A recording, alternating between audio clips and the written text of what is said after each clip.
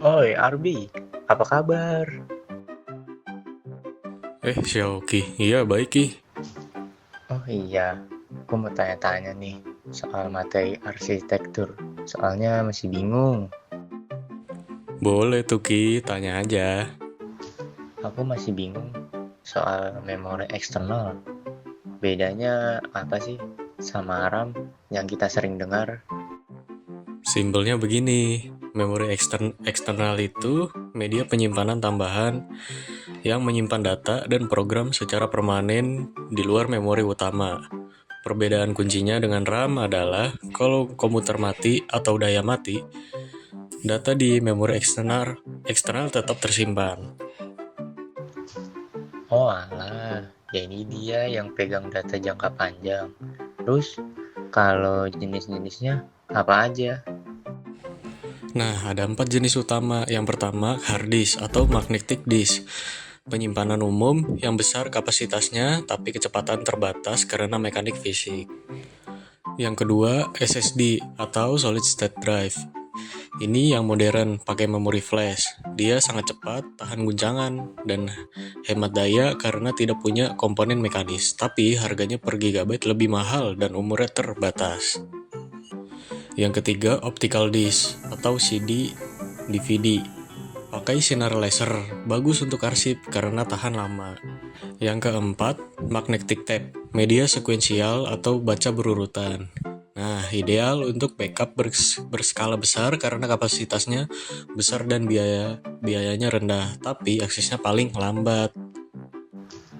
Oke, sekarang aku paham.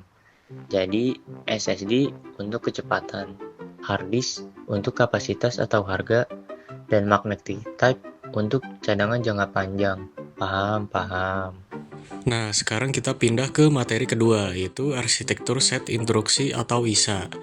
Nah, ini lebih ke urusan prosesor. Bisa. Kedengarannya rumit. Gimana tuh?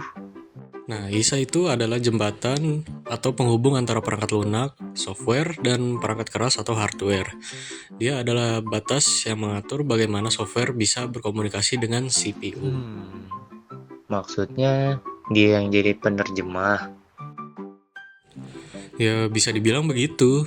ISA menentukan kumpulan instruksi seperti operasi aritmatika, logika, yang bisa dipahami dan dieksekusi oleh prosesor. Terus ada RISC dan CISC.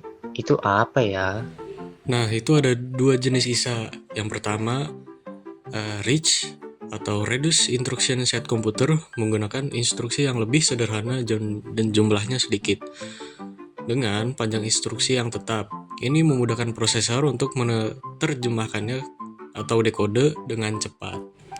Dan yang kedua, atau CISC, Complex Instruction Set Computer, instruksinya lebih kompleks dan panjang.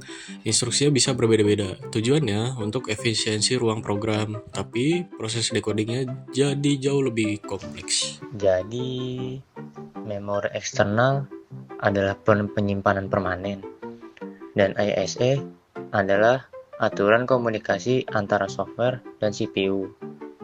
Oke, aku sudah dapat intinya sekarang. Terima kasih Arbi. Sama-sama, Shoki.